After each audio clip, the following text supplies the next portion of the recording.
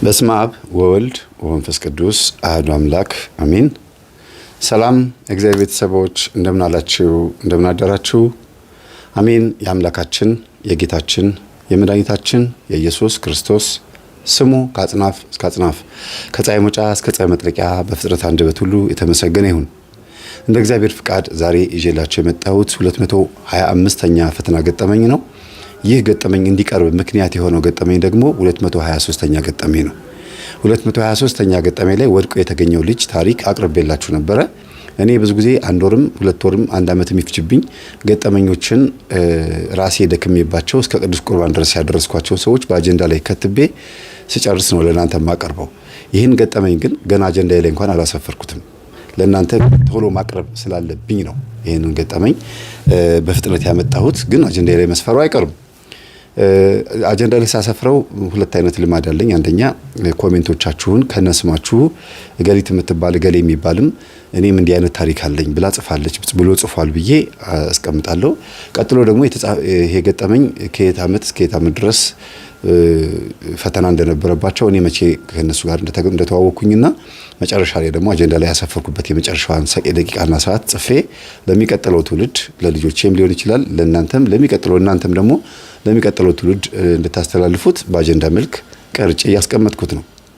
በመጽሐፍም በማንኛውም በኦዲዮም እየቀረበ ያለው ገጠመኝ የሰዎች እውነተኛ ታሪክ እስከሆነ ድረስ መጪው ትውልድ ደግሞ ማስረጃ የሚፈልግ ትውልድ ስለሆነ ከነ ማስረጃው ከነ ቪዲዮ ለቤተ ክህነት የሚሰጠውን ለቤተ ክህነት የደብተራዎችን ተንኮል ቤቴ መቀመጥ የሚገባውን ቤቴ ያስቀምጬ በወረቀት የሚመዘገበውን ጽፌ ህልምም ሁሉ ሳይቀር ጽፌ ላይቭ ሁሉ እየተጻፈ ነው። በነገራችን ላይ ላይቭ ላይ የተናገራችሁት ሁሉ በዶክመንት እየተጻፈ ስለሆነ ምንም የማይጻፍ ነገር የለም ማለት ነው። እግዚአብሔር ይመስገን። ወደ ገጠመኛችን እንግባ።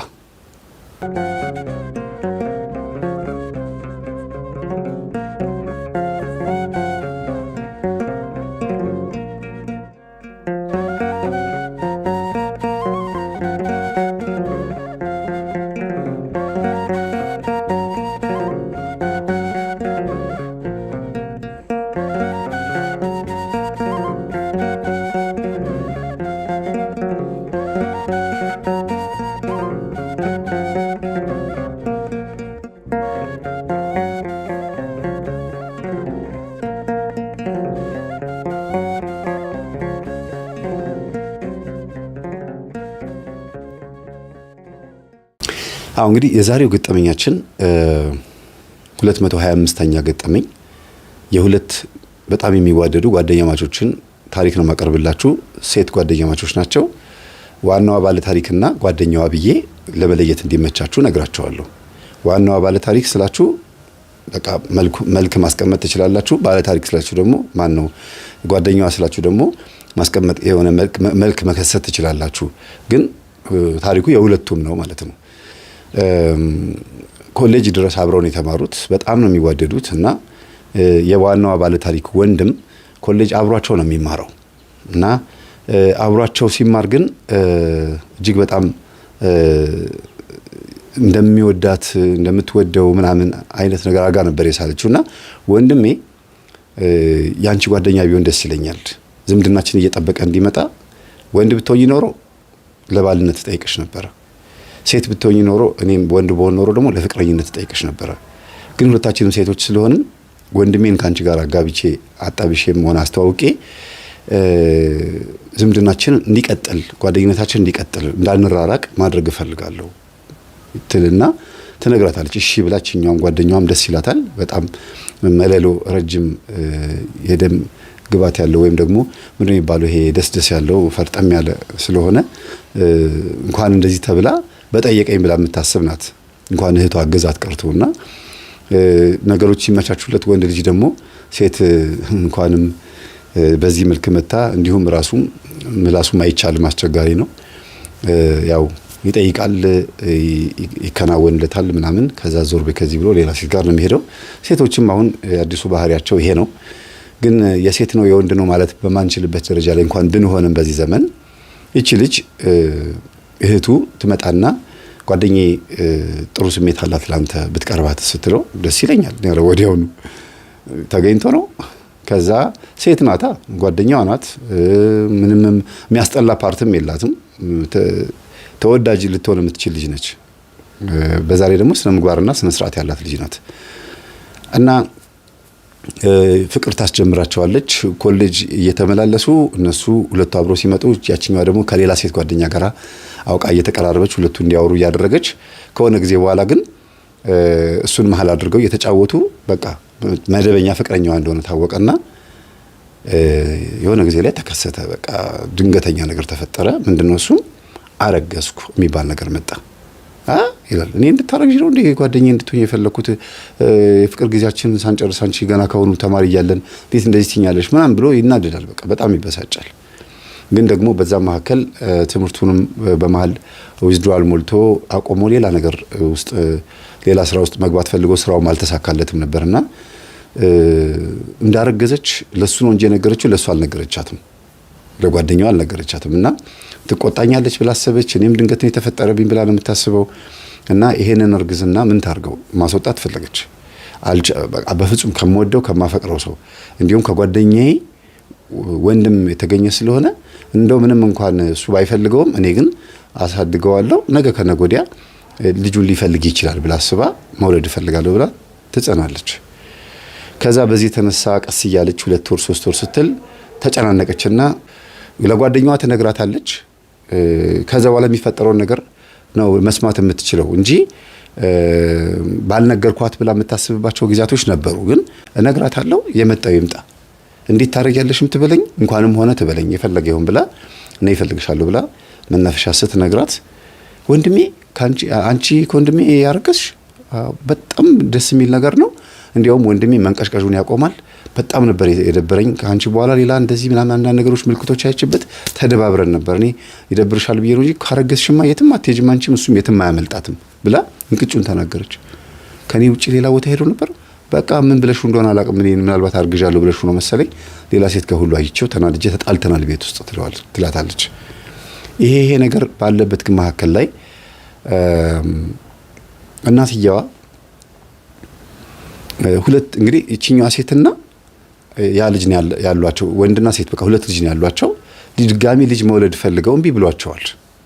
በጣም በቃ ማለት እድሜያቸውም አልፎባቸዋል። ባክሽን ቶሎ አግቢና ውለጂ ልጄ፣ እንደው ወግ ማድረጌን አታሳዩኝም? ሴት ልጅ እኮ ቶሎ ከደረሰች ቶሎ ትወልዳለች እያሉ ልጆቻቸውን ይጨቀጭቃሉ። በቁም ነገር ነው የሚጠይቋቸው። እና አሁን ይሄ መገኘቱ በጣም ነው ደስ ያላቸው እናትየዋ። ግን ደግሞ በአንድ በኩል አባትየው በጣም አደገኛ ናቸው። በጣም ማለት ይሄ የተከበረ ቤተሰብ ነኝ ብለው የሚያስቡት እንደገና ዲቃላ እንዴት ይመጣል ብለው ነው የሚያስቡት። ከጋብቻ በፊት ምናምን የሚባሉ ነገሮች አሉ። ትክክል ናቸው። በቃ በአንደኛው ብቻ ነው ማልደግፈው። ይሄ የተከበረ ቤተሰብ ምናምን የሚባለው ነገር ነው እንጂ ማልደግፈው ማንኛውም ደሃም ቢሆን ሀብታምም ቢሆን ስራ ያለውም ስራ የለውም ሁሉም የተከበረ ህዝብ ነው፣ የተከበረ ቤተሰብ ነው። ይሄ ባላባት የሚባል በድሮ ጊዜ በነበረው አስተሳሰብ የሚያስቡ ሰዎች ስለሆኑ ይሄኛውን አስተሳሰባቸውን ሊሰብር የሚችል ምንም አይነት ነገር ስላልመጣ አባትየው በጣም አምባገነን ናቸው እና ዲክታተርነታቸው በቤት ውስጥ ይታወቃል፣ ይታያል። በቃ ስለዚህ እንዴት ነው የምንናገረው? አባዬ ቀጥታ ነው ከቤት የሚያባርረው፣ ወንድሜ ደግሞ ከወጣ ከቤት ዱርዬ ሆኖ የሚበላሽ ምን ይሻለኛል ብላ ተጨነቀች። እና ጓደኛዋ ቤት ትከራይላትና ታስቀምጣታለች። ቤት ተከራይታ ከቤተሰቦቿ ሞታ ክፍለ ሀገር ለስራ ሄጃለሁ ብላ በሚል ሰበብ ለትምህርት ነው እንጂ ለትምህርት አፓረንት ውጡ ተብለናል ብላ ሄዳ በዛው የሄደች አስመስላ ቤት ተከራይታ ታስቀምጣታለች። ወንድሟ ደግሞ ለስራ ለትምህርት ቻይና ይሄዳል። ቻይና ተምሮ ምን ብሎ እስኪመጣ ድረስ ነው እንግዲህ የሚጠበቀውና በመሃል ልጅቷ ብቻዋን ሆነች። ቤት ውስጥ ወንድሟ የለም፣ ጓደኛዋም ቤት አትመጣም። ጓደኛዋ ጋር ነው እንጂ የምትሄደው እሷ ቤቷ ስለማትመጣ ተጨነቀችና ግን ታስታመማታለች። ገንዘብ እየተቀበለች የሚያስፈልጋትን ታሟላላት። በጣም ብዙ ነገር ነው ያገዘቻት። አንደኛ ነገር ምስኪንና የደሃ ልጅ ናት። ጓደኛዋ የደሃ ልጅ ነች ሲባል ልክ ያለው ደሃ ማለት ይሄ ምንድነው? በጣም የወደቀ ድህነት ሳይሆን ኖርማሊ ገንዘብ አሁን ቢታመሙ ራሳቸውን ማሳከም የማይችሉ ናቸው። የሆነ ችግር ቢመጣ የሆነ አደጋ ቢመጣ ራሳቸውን በገንዘብ ቶሎ ብሎ ከባንክ አውጥተው የማይጠቀሙ ሰዎች ናቸው እንጂ የሚበሉት የሚጠጡት አልጠፋም። ከእጅ ወዳፍ የሆነ ኑሮ ነው የሚኖሩት። ቤታቸውም የሚያሳጣ አይደለም፣ ግን ገንዘብ የላቸው ኢቭን ቀሚስ እንኳን ራሱ እሷ ነች የምትገዛላት የምትቀይርላት በጣም ነው የምትወዳት የምታስብላት እና አሳፈርኩሽ ጓደኛዬ ማድረግ አልነበረብኝም ራሴ መጠበቅ ነበረብኝ መከላከል ነበረብኝ እኔ እኮ ብዙም ስለማላቅ ነው ምናምን ትላት ግድ የለሽም በቃ እንኳንም ይሄ ልጅ ተገኘ ይወለድና እግዚአብሔር የሚያደርገውን ያደርጋል ብለው ከዛ ሲሉ የተከራየችበት ጎረቤት ያሉ ሰዎች እንዴት ነሽ ደህና ነሽ ወይ የልጁ አባት ማን ነው ያለውን ነገር ትነግራቸዋለች እንደዚህ ተፈጥሮብኝ ነው ስትል ጊዜ አይ የሴት ነገር እኔም የሴት ልጆች እናት ነኝ በይነ ከኛ ጋር ጸሎት አድርጊ ብለው ጸሎት ማታ ማታ አላቸው የነማን ቤተሰቦች ይመስሏቸዋል የኛ ትምህርት የሚያዳምጡ እንደናንተ አይነት ቤተሰቦች ናቸው አብራ መጸለይ ትጀምራለች አብራ መስገድ የሩፋኤልን ጸበል እሺው እያሏት እምነቱን እያሸች ንስሐ አስገብተዋት ቅዱስ ቁርባን ትቀበል አድርገው ሆዷ እስከሚ በደንብ ገፍቶ ጎንበስ ቀና ማለት እስከምትቸገርበት ጊዜ ድረስ ስግደት እየሰገደችና ቀኑኗን ጨርሳ መቁረብ ጀመረች የሚገርማችሁ እና ንስሐ አባታቸውን በጣም ጥሩ ሰው ናቸው የሚያካብዱ ይሄ አቃቂር የሚያወጡ ለምን እንደዚህ ሆነ የታለ ባለቤትሽ የሚሉ አይደሉም የአንድ ሰው ነፍስ መዳን ብቻ የሚያሳስባቸው ናቸው ስለ ልጁና ስለ ልጅቷ ስለ እናትና ስለ ልጅ ብቻ ነው የሚያስቡትና ይችኛዋም የሀብታም ልጅ ደግሞ በጣም ባለ ታሪካችን የሀብታም ልጅ ናት እና በጣም በቃ ገርሟት እውነት በቃ የሚገርም ነው ቤተክርስቲያን ስትሳለሚ ስትቆርቢ እንዲህ ስታረጊ ሳይሽ ምናምን ደስ ብሎኛል አሁንም ስመጣ እነማማ ቤት ነው ማይሽ የሚገርም ነገር ነው በቃ ወንድሜ የምትገርም ሚስት ነው ያገኘው ቀስ ብዬ እሱን ለማስተካከል እሞክራለሁ ምናምን ብላ እነዚህን ቤተሰቦች እሷም ትቀላቀላለች መጸለይ ትጀምራለች ቀስ ብላ ተመልከቱ እንግዲህ ትምህርቱን ወደ ቤት ታመጣዋለች ቤት ደግሞ እናትየዋ እንዲያዳምጡ አባትየው እንዲያዳምጡ ታደርጋለችና አባትየው ያው ታውቃላችሁ ዲክታተርነት አለ ኮፈስ ብሎ መቀመጥ ቢብሎ ነው የሚቀመጡት ገጠመኙን እያዩት እንደሚተነፍስ ፊኛ እንዲህ እያሉ ብሎ ማዳመጥ ጀመሩ አሉ መጀመሪያ ጊዜ ምንድነው የከፈትሽው እያሉ ይሄ ጋዜጣ ፕሬስ ኢትዮጵያ ፕሬስ ድርጅት የሚሸጣቸው ጋዜጣዎች አሉ አይደል መጽሔቶች አሁንም ድረስ እሱን ነው የሚያነቡት የሚገርማችሁ ማለት በአሁኑ ሰዓት ሞባይል በማየት የተለያዩ ማህበራዊ ሚዲያዎችን ዩቲዩቦችን በማየት ብዙ ኢንፎርሜሽን ይገኛል ከመጽሐፍና ከመጽሔትም በጣም ብዙ ዕውቀት ይገኛል ግን አንድን ነገር ካስለመዳችሁ ተራሳችሁን በዛው ነገር ነው የሚያስቀጥላችሁና እውነት የማንበብ ልማድ ጥሩ ነው ግን ደግሞ አልለቅም ብሎ እዛ ላይ ሙጥኝ ብሎ ስልክን ላለማየት ተራ ነገር ነው ምንም አዲስ ነገር የለም የሚጠቅም ነገር የለም ብሎ ዩቲዩብን መናቅ ደግሞ ጥሩ አይደለም እና ይሄ አስተሳሰብ ስላለባቸው ሰውየው ምንድነው የከፈትሽው ደግሞ ልቅምቃሚ ይሄ ምን መቼ የመጣ ነው ደግሞ ይሄ መምህር ምናምን እያሉ ቀሲስ ሄኖክን የተከፈቱት ሞለጭ ያደርጓቸዋልና ሲያስተምሩ ግን በጣም ነው አፍ የሚያስከፍቱት ያው የቀሲስን ትምህርት ታውቃላችሁ መምህር ግርማና ቀሲስ ሄኖክ ሲያስተምሩ እጅግ በጣም ነው ደስ የሚሉት በተለይ የቀሲስ ሄኖክ ደግሞ ለየት የሚለው ገዳማት ማነው መናንያንን መነኮሳትን የቅዱሳን የጻልቃንን ስንክሳሩን ገድሉን ምናምን ሲናገሩ አንደበታቸው በጣም ጣፋጭ ነው ስለዚህ ዝም ብሎ ሰሙና በኋላ መንፈሱ ሲገስጹ ምናምን ሌላኛውን ቪዲዮ ሲያሳዩ ደግሞ እንዲህ ያለ ነገር አለ እንዴ በዚህ ጊዜ እንደዚህ አይነት ሰዎችም አሉ እንዴ አሁን ምንድነው የሚለፈልፈው እያሉ ሲሉ የግርማ ሞገስ ነኝ ይላል ግርማ ሞገስ የትዕቢት መንፈስ ነው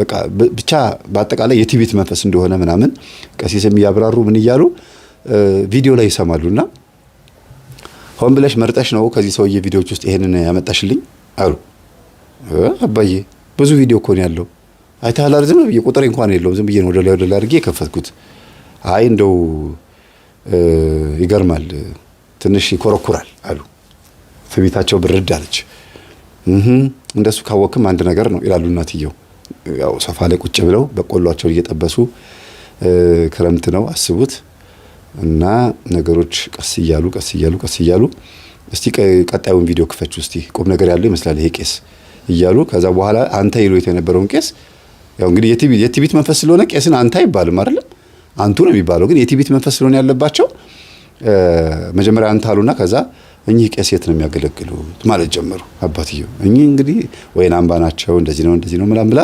ትናገራለች ልጅቷ እና ማን የሰጠሽ እኔም ከዩቲዩብ ላይ አውርደው ጓደኞቼ ናቸው አዳምጪ ይጠቅምሻል ጥሩ ነው ተብዬ ነው እኔም ከቤተ ክርስቲያን የመጣሁት መጠመቅም ጀምሬያለሁ ምን ሆንኩ ብለሽ ምን ችግር ገጥሞሽ ነው የተፈጠረ ነገር አለ አዎ አባዬ ፔሬዴ ያለ ሰዓቱ እየመጣ አስቸገረኝ ፔሬዴ ሲመጣ ደግሞ ያመኛል በዛ ላይ ወንዶችን መቅረብ አልቻልኩም ወንዶች ሲቀርቡኝ አቃቂር እያወጣሁኝ በቃ ጸባይም አመሌም አይያዝም። እንደው በቃ የሆነ አስቸጋሪ ነኝ። ወንዶች በጣም እየተጣሉኝ ነውና ችግሩ ከኔ እንደሆነ ተረድቻለሁ አለች። በማን ወጥተሽ ድሮንስ አሉ እኮ ባንተ ወጥቼ ነው ትላለች። ቀስ እያሉ እየተግባቡ የቀሲስ ሄኖክ ካለቀና የኔ ቪዲዮ ድንገት መጣ። ማን ነው ደግሞ ይሄ ወጠጤ? ያ አንድ ናቸው፣ አንድ ላይ የሚያስተምሩት። እስቲ እንስማ ባለችና ገጠመኝ ነው። እያንዳንዱ ነገር ሲሰሙ አይነ ጥላ እንዲህ ታደርጋለች እሳ ጭንቅላት ውስጥ ተቀምጣ እንደዚህ ነው የምትሰራው። እቺ ናት ከሌሊቱ ሙሉ የምትጫወትብኝ እየመጣች። አንቺ ከአጠገቤ ተኝታለች የሆነ ሴትዮ ብዬ ታስታውሻለሽ? የዛሬ ስንት ዓመት? አዎ ይላሉ እናትየው። ከአጠገቤ የሆነ ሴትዮ ተኝታ ነበረ። ማናት ብዬ ስጠይቅሽ እኔ ነኝ፣ ሌላ ማን ትኖራለች ብያለሁ አሉ እናትየው። እንግዲህ ሰውየው የሚያወራው እሷን ነው ማለት ነው። አንድ የሆነች ሴት አለች፣ ልነግርሽ ፈርቼ ነው እንጂ ድሮ ወዳት የነበረች አንድ ልጅ፣ የእሷ መንፈስ ነው እየመጣ የሚያስቸግረኝ። አሁን እየገባኝ ያለው ምክንያቱም ድሮ የምታውቋቸው በእናንተ ህይወት ውስጥ አስተዋጽኦ ያላቸው የሆነ ተሳትፎ ያላቸው ሰዎች ናቸው እየመጡ እንዲህ አይነት ነገር የሚፈጥሩት ብሎ ሲያስተምር አልሰማሽውም? ስለዚህ እሷ ነች ማለት ነው። እና ታዲያ ምን ይደረግ? እንግዲህ አይነ ጥላ ነች ካልክ ሴትዮ አይደለችም፣ ሴትዮ ነች ካልክ ደግሞ አይነ ጥላ አይደለችም፣ አንዱ ምረጥ እንጂ አሉ ሴትዮ። እዚሁ ቀናት ጀመረሽ እንዴ? የትኛዋ ትሻለሻለች? የድሮዋ ጓደኛዬ ትሻለሻለች ወይስ አይነ ጥላዋ? እያሉ መቀለድ ጀመሩና ቴሌቪዥኑን ረስተውት መሳሳቅ ጀመሩ። ለካ ተጣልተዋል፣ ተኮራርፈዋል። ልጅቷ ደስ ብሏት ሁለቱንም እቅፍ አድርጋ ማዬ እንዲህ ስትጫወቱ ደስ ይለኛል፣ በእናታችሁ ታረቁ፣ በቃ እኔ አሁን እንድታወሩ እንድትሳሳቁ ፈልጋለሁ። ይሄን ቪዲዮ ካሁን በኋላ ከፍተዋለሁ፣ ማውሪያ መንገድ ታገኛላችሁ። እውነትም ሲሰሙ አንተ ባለፈው እዚህ ሰፈር ውስጥ ያለችው ሴትዮ እውነት እንደዚህ በር ላይ ያገኘሁት የበሰበሰ ስጋ አርጋብኝ ይሆን እንዴ እያሉ የተለያየ ነገር ታሪክ ማስታወስ ጀመሩ። ጸባያቸውን፣ ያሳደጉበትን መንገድ፣ በር ላይ ለከበደ እያሉ ቡና ሲደፉ ያለውን ነገር በየገጠመኝ ውስጥ ሲሰሙ በጸሎት ክፍል ስላልን በይው እዚህ ቤትማ የሌላ ጋርንት የለም ማለት ጀመሩ። ቀስ እያሉ እየተግባቡ ሲመጡ ባህሪያቸው የሆነ ለስለስ ያለ ባህሪ መሆን ጀመረ አባትየው። አሁን እንግዲህ ልጁን መቀበል የሚቻልበት ልብ ሊገኝ ነው ማለት ነው። አያችሁ፣ እግዚአብሔር ቀድሞ ሲያመቻች እናታችንን እመቤታችንን ማፍቅር እዛ ያቺ ጓደኛዋ የተከራየችበት ግቢ ውስጥ ያሉት ጸሎት ያስለመዱ ሰዎች እንዴት የእግዚአብሔር መንፈስ ወደዚህ ቤት እንዳመጡ እና ደግሞ የእመቤታችን ዝክር አለ፣ ጽዋም አለ። እመቤታችን ስራዋን ትሰራለች፣ አይዞሽ ይቀበሉሻል፣ በእውነት ልጅሽን ይቀበሉሻል እያሏት ነበርና በኋላ እናትየው እንደው ልጅ አሉ እዛ ያሉት እንደው አንድ ዘዴ መጥቶልኝ ነበር፣ ወለጂውና ስትገላገይ እነግርሻለሁ አሏት። እሺ ችግር የለውም ማለች። እስኪወለድ ድረስ በጉጉት ነበር የጠበቀችው ልጅቷ እና ጊዜው ደረሰ፣ ወለደች፣ አስታመመቻት፣ ሰው ሰራተኛ ቀጠረችላት። እናትየዋም ሴቶች ልጆቻቸውም በቃ ደስ ብሏቸው ክርስትና ምናምን ሁሉ ነገር የሚያስፈልገውን ነገር በሙሉ በቃ እንዲሟላ ፈቃደኞች ሆኑ ማለት ነው። ግን በወለደች በ20 ምናምን ቀን ውስጥ ሴትዮዋ ዘዴውን መናገር ጀመር። ክርስትና ከመነሳቱ በፊት ዘዴውን ብነግርሽ ሳሏት፣ እሺ ችግር የለውም ህፃኑን ሴትዮዋ ቤት በር ላይ ማስቀመጥ፣ ቀድመሽ አንቺ ግን መጀመሪያ እዛ ቤት በሆነ አጋጣሚ መገኘት አለብሽ፣ በሆነ ክስተት መገኘት አለብሽ። እዛ ቤት ውስጥ በቤት ሰራተኝነትም ይሁን በጓደኝነትም ብቻ ከቤተሰቦችሽ ተጣልተሽ ለጊዜው እዛ ቤት እንደተቀመጥሽም ሆኖ ሁኚ፣ ብቻ በማንኛውም መንገድ እዛ ቤት መገኘት አለብሽ። ከዛ ልጁን በር ላይ እንደተገኘ እትዬ ህፃን ልጅ በር ላይ ተገኘ ብለሽ ሄደሽ ቀውጤ ማድረግ ነው። ይሄንን ዘዴ ፍጠሪና ልጅ ወደ ቤት ይግባ። ከዛ እሰይ ልጅ አገኘው ብለው የቤት ውስጥ እንዲገባ አድርጌ የሚሆነውን ነገር ነው ያለናል። ልጅቷ በጣም ነው ደስ ያላት። እውነትም እመቤታችን እርሷ ላይ አለች። ስለዚህ ያለኝ አማራጭ ምንድነው? እርሱ ያሉትን ዘዴ መፍጠር ብቻ ነው። ይሄ ልጅ ወደዛ ቤት መግባት አለበት። ብቻዬን ማሳደግ እችል ነበር፣ ግን ይሄንን ማድረግ አለብኝ ብላ ለጓደኛዋ ስትነግራት በጣም ጥሩ ዘዴ ነው እማማ፣ በጣም አሪፍ ነገር ነው፣ እናመሰግናለን ብለው ከክርስትና በፊት መሆን አለበት ሲባል፣ አይ ክርስትና ሊነሳ 20 ቀን የቀረው ግድ የላችሁም ክርስትና ተነስቶ ቢሆን ይሻላል። ምክንያቱም እዛ ቤት ከገባ በኋላ ክርስትና ይነሳ ስለማያውቁ ወይም ደግሞ ቀኑንም ሊያዛቡት ስለሚችሉ ክርስትና ይነሳና ይሂድ ተባለ። እሺ ልክ 40 ቀኑ ክርስትና ከተነሳ በኋላ ፎቶ ምናምን በቃ ተደረገ። ደስ በሚል መልኩ እነዚህ ቤተሰቦች አድርገው ሸኟት። በምን የተሸኘችው? ደግነቱ ደግሞ ደስ የሚለው ይቺን ልጅ አያውቋትም እዛ ቤተሰብ ውስጥ ማለት ትምህርት ቤት ብቻ ነው የሚተዋወቁት በጓደኝነታቸው ትምህርት ቤት እንጂ ወደ ቤት አምጥታት ጓደኛዬ ነች ማየተዋወቂያት ብላት አታውቅም፣ ለእናቷ ማለት ነው። በጥሩ ስነ ምግባሯና ከሃይ ስኩል ጀምሮ ጓደኝነት ስላላቸው እንጂ ለወንድሟ ያሰበቻት ቤተሰብ ድረስ አላመጣቻትም። እና ይሄ ነገር በጣም ነው የጠቀማቸው፣ ረዳቸው። ከዛ እማዬ እረፍት ማረፍ አለብሽ፣ እረፍት እስቲ ሰራተኛ ልቅጠር፣ አንቺ ቁጭ ብለሽ ትምህርት አዳምጪ፣ ገጠመኝ አይደል ተገኝቶ ነው፣ እኔም ደክሞኛል፣ ወገቤና አሞኛል፣ ጎሽ ልጄ ነይ ግንባርሽ ልሳሚ ብላ ግንባሯን ሳሟትና አምጪ ሰራተኛ አሏት። ደላላ ጋር ሄደለችና ደላላ ጋር ሄዳ ነገ ጧት ይዤ እመጣለሁ አለ ደላላው ብላ መጣች። ደላላው ይሄው አገናኝቶኛል ብላ ደግሞ ጓደኛዋን ይዛ መጣች። ገባች። እንግዲህ ታርሳለች በደንብ ጓደኛዋ በደንብ አርሳታለች፣ ጠንክራለች። ሙያ ደግሞ ጎበዝ ናት። እንዲህ አንዳንድ ጊዜ እንደው ሁሉ ነገር የተሟላላት ልጅ መንፈሳዊ ሕይወትም ነበር የጎደላት፣ መንፈሳዊ ሕይወት ሰጧት እነዚህ ቤተሰቦች። አሁን የቀራት ምንድነው ሲባል በዚሁ ባለችበት ጸባይዋ እግዚአብሔር እስከፈቀደላት እድሜ ድረስ ኖራ ሞታ ገነት መግባት ብቻ ነው እንጂ የሚቀራት ልጅቷ እንደ አንድ ክርስቲያን ጸባይ፣ መንፈሳዊ ሕይወትና ቅዱስ ቁርባን የተሟላላት ልጅ ነች። ሙያ ሁሉ ነገር አላት። ምክንያቱም ኖርማሊ በሀብታም ቤተሰብ ውስጥ ያሉት ሴቶችና ታችኛው ቤተሰብ ይሄ ምንድን የሚባለው በድህነት ቤተሰብ ውስጥ ያሉ ልጆች ያላቸው ሙያ ይለያያል። ምንም እንኳን እነዛ ሀብታም ቤተሰብ ውስጥ ያሉት ሙያ የላቸው ማለት ባይቻልም የራሳቸው የሆነ ባሉበት ደረጃ ሙያ ይኖራቸዋል። ኪችን ውስጥ ደስ የሚል የሆነ ጥሩ ሙያ ይኖራቸዋል። እንጀራ ላይወዱ ይችላሉ፣ ወጥ ላይወዱ ይችላሉ እንጂ የሚጠባበሱ ነገሮች ላይ ግን አሪፍ ጠባሽ ናቸው። እና ወደ ቤት አመጣቻት ጓደኛዋን። ጸሎት ክፍል ለእናቷም እኔ እንድሰራ ወደ ቤት ተጠራሁኝ። አባትየውንም ተዋወቅኩ። ምን አልኩኝ እና መምህር እፈልግሃለሁ ብላ ጠራችኝና ልክ ሰራተኛዋ በገባች በሁለተኛ ቀን ላይ ነው የተጠራሁት። የምነግርህ ታሪክ አለኝና አሁን ክትትል እፈልጋለሁ አለችኝ። ምንድነው ክትትሉ አልኳት። እቺ ቤቱ ሰራተኛ የምታያት ሰራተኛ ጓደኛዬ ናት፣ አውቄ ነው ያመጣኋት። ለምን? ከወንድሜ አርግዛ ወልዳለች። ልጁን መንፈሳዊ ሕይወት ያስተማሩን ያንተን ትምህርት የሚያዳምጡ መንፈሳዊ ያደረጉን ቤተሰቦች ጋር ነው ልጁን ጥለን የመጣ ነው። አሁን እኛ ያሰብነው ወድቆ እንደተገኘ በር ላይ አምጥተው እንደተገኘ አድርገን ነው የምናወራውና ምን እናድርግ ስትለኝ ጥሩ ዘዴ ነው፣ በጣም አሪፍ ነው። ለወንድምሽ ብለሻል የምታረጊው? አዎ። ወንድምሽ ሲመጣ ግን ልጅቷ ቤት ውስጥ የቤት ሰራተኛ ሆና ሳያት ምንድነው የሚሰማው? የፈለገውን ይሰማው። ገና ከውጪ እነግረዋለሁ።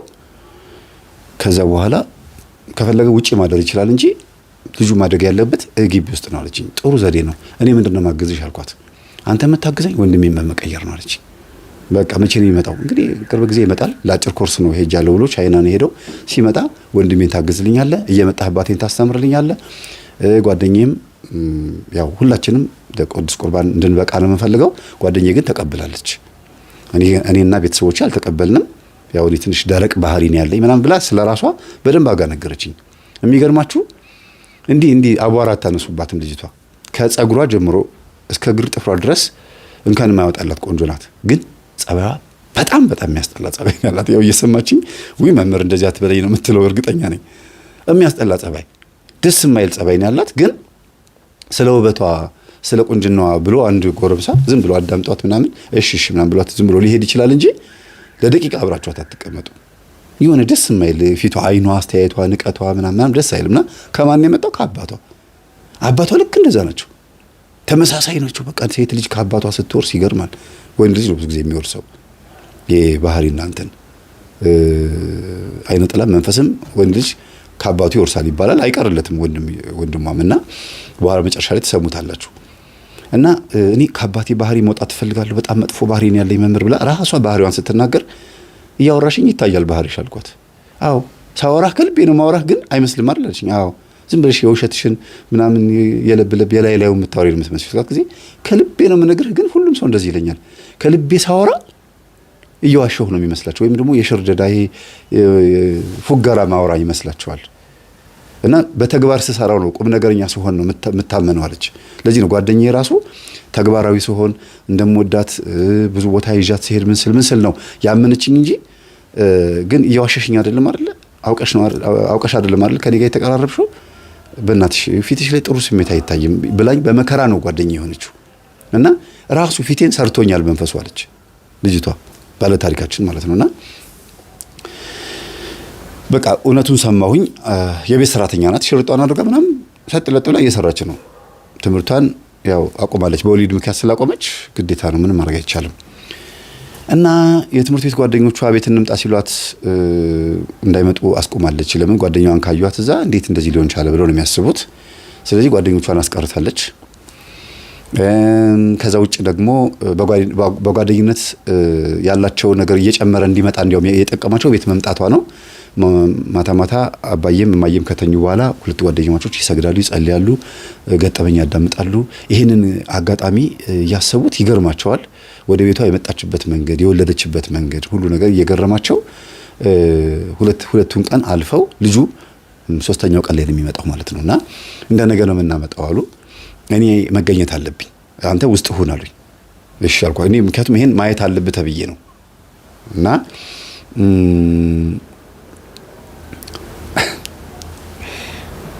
ይገርማል በጣም ቤተሰቦቼ። እኔ ውስጥ ሆኜ ከአባትየው ጋር እየተወያየው ምን እያልኩኝ ጠዋት 3 ሰዓት አካባቢ ላይ ቅዳሜ ይሁን ተብሎ ማለት ነው 3 ሰዓት አካባቢ ላይ ከውጪ ልጁን ሌላ ሰው እንዳያነሳው የሚጠባበቅ ሰውም አዘጋጅተናል። ድንገት ሌላ ሰው ይዞት ደግሞ ብድግ ብሎ ይዞት እንዳይሄድ ማለት ነው። በቃ ዘዴው ጥሩ ነው፣ አሪፍ ዘዴ ነው። ግን ፍርሃት ደግሞ አለብን። ፍርሃቱ ምንድነው? ምንም ሊመጣ እንደሚችል ባለማወቃችን ማለት ነው። እሷን ፈርታለች። ወይኔ ልጄን ወደ ቤት ይገባ ይሆን አይገባ ይሆን ተንቀጥቅጣለች። ኪችን ውስጥ ሆና የምትሰራው ነገር ሁሉ ግራ ገብቶባታል። በቃ እና እነዛ ሰዎች አምጥተው በር ላይ ነው የሚያስቀምጡት። በር ላይ አስቀምጠውት እንዲሄዱ ወዲያው አስቀምጠውት እንዲሄዱ ወዲያው እንዲደውሉልን ያደረግነው፣ ወይም እያስቀመጡት እንዲደውሉልን ያደረግነው። ከዛ ወዲያው ሲደውሉ ደግሞ ትወጣለች ይቺ ልጅ ባለ ታሪካችን እንድትወጣ ነው የተደረገው። መጣው ሱቅ ደርሼ ብላ ውልቅ ብላ ስትወጣ ታወቀኝ። ጠቀስ አርጋኝ ወጣች። እንደተደወለ አወቀን። እኔ ለካ ሲደወል ስልኬን አልሰማሁም። ቁጭ አድርጌዋለሁ ከእሳቸውን እያስተማርኳቸው ሰዓቱ ገና መስሎኛል። ስትወጣ ሰውነት የተንቀጠቀጠ፣ ምክንያቱም የሚመጣውን ነገር ለማወቅ ነው የፈለኩት። ድራማው ይሳካል አይሳካም ብለን ማለት ነው። እግዚአብሔር ይመስገን። እውነት ይሄንን ገጠመኝ ለእናንተ ሳቀርብ ስኬታማ ከሚባሉ ገጠመኞች መካከል ተጨንቄ ስኬታማ እንዲሆን ካደረኩት ገጠመኝ መካከል አንዱ ነው ማለት ነው። አሁን ራሱ ለእናንተ ስናገር አልፏል ጊዜው፣ ግን ሰውነቴ ይደናገጣል። ከዛ በሩን ከፍታ ወዲያውኑ እንዴ አለች። ምን ሆነሻል ይላሉ እናትየዋ ከውጭ ሆነው። ሮጭ ወጣሁኝ እኔ። ከዛ ኧረ ማማ በር ላይ የሆነ ነገር ተቀምጧል አልኳቸው። እኔም ተሳትፌያለሁ ለድንብርብሩ ማለት ነው። ምንድነው አሉ። እማዬ በር ላይ ህፃን ልጅ ተቀምጧል። የት በር ላይ? ከኛ በር ትንሽ ራቅ ብሎ ተቀምጧል። አምጪው አሉ እናትየው ወዲያውኑ። በጣም ገረመኝ። ላምጣው አምጪው። ከዛ ሮጠው ነጠላቸው እንዴት አድርገው እንዳወጡት በቃ እንደዚህ ያሉ እየተንተባተው ከደረጃ ወረዱ። ከዛ ይዛው ስትገባ ወይኔ እንዴት የሚያምር ልጅ ነው፣ በስመአብ እንዴት ደስ ይላል፣ አምጪው ማንንም አላየም አይደል፣ አምጪው በቃ። ከዛ ገባ። ከዛ ደጅ ላይ ሁኝና ድንገት ሰው ረስቶት ወይ አስቀምጠው ቤቷ ገብታ እስክትመለስ አረ ምንም አይደለም ዝም ብሎ ጭር ያለ ነው ማንም የለም አስቀምጣ ሄዳ ነው አንዷ። በቃ አምጪው ችግር የለውም አስገቡት። ቁጭ አሉ። ምንድነው ሲሉ አባትየው ህፃን ልጅ ተጥሎ ተገኝቶ ነው። የምን ልጅ? ህፃን ልጅ በዛ ከኛ በር ትንሽ ራቅ አድርጎ አስቀምጠው ተገኝቶ ነውና አምጪው አስገቢው አልኳት። አምጪው ችግር የለውም አሉ አባትየው። ይግባ በቃ ምን ችግር አለ ያድጋል፣ እንዲያውም ቤቱ ለህፃን ናፍቆታል አሉ። ልጆቹ እንደሆነ አልወልድ ብለዋል አሉ። ወይ አባቴ በጣም ደስ ይላል፣ ልጅ ናፍቆት ነበር አልኳቸው። አዎ እስቲ አምጪው። በስመ አብ ወልድ መንፈስ ቅዱስ እንዴት ያምራል፣ እንዴት ደስ ይላል አሉ። የሚገርም ነው። ሱባኤው ጸሎቱ ሰርቷል። የእግዚአብሔር ስራ እንዴት እቃ ወይ እንዳልኩኝ ውስጤ ድምጽ አይሰማም እንጂ ምናምን ብያለሁ በውስጥ በኩል ግን ድምፁን አላሰማሁትም። ኪችን ውስጥ ልጅቷ በመቀመጫው ነው ዘጭ ብላ የወደቀችው፣ ጓደኛዋ ማለት ነው። ሲቀበሉት የሚናገሩት ንግግር ምናምን አስደነገጣት። በቃ እንባዋ ዱብ ዱብ ዱብ ዱብ ነው ያለው። ምንድነው ብላ መምጣት ነበረባት። ከድንጋጤዋ ብዛት ቁጭ ብላለች። ነይ እስቲ ነይ ማነሽ ሲለው ጊዜ አቤት አቤት ብላ መጣች። እንባዋን እየጠራረገች ምን ሆነሻል አሏት። አይ እኔ ልጅ እኮ እንዴት ትጥላለች ምን አይነት እናት ነሽ ብዬ ነው ብላ ራሷን ወቅስ። ይሁን እንግዲህ ምን ቢቸግራት ነው ምን ታርክ፣ አይወቀስ ተው አትውቀሱ እያሉ አስገቡትና ልጁ ቁጭ ብሏል፣ ያለቅሳል። ወተት ገዝተሽ ነይ ምናምን አርጊ ተባለ። የሚገርም ነው። ምናልባት በዚህ አጋጣሚ አንድ የሆነ ድራማ ሁሉ ፊልም ተሰርቷል መሰለኝ። ማን የምትባል አርቲስት ነች፣ ስሟ ማን ነበር? ሄለን ነች። ሄለን መሰለችኝ። የአራዳ ልጅ ምናምን የሚባለው የሰራችው ማለት ነው። እሷ ሳትሆን አትቀርም የሰራችው እና ገባ ቤት ውስጥ ማደግ ጀመረ። በጣም ይገርማል እውነት። እናትየዋ በሌሉበት አባትየውም በሌሉበት ጊዜ ልጁን ጡት ነው የምታጠባው። ወተት ሲመጣባት በቃ እንደምንም ብላ ነው ወተቱን የምታወጣውና ወተት ገዝተሽ ነው ስትባል የራሷን ወተት ነው እያወጣች ለልጁ የምትሰጠው። አልተቸገረችም፣ ምንም ህመም የለባትም። ምክንያቱም እሽሹ እያለች ወደ ጓሮ ይዛ ሄዳ አጥብታ ትመጣለች። እንዳይረብሻችሁ ቆይ ቴሌቪዥን እያያችሁ ስለሆነ አስተኝቼው ለምጣ ብላ ሄዳ አጥብታ ነው የምትመጣው። በቃ የራሷ ልጅ ነው። ምንም ሙሴ በሉት። ሙሴ በተዘዋዋሪ መንገድ ከእናቱ ጋር ሊያደገው እናቱ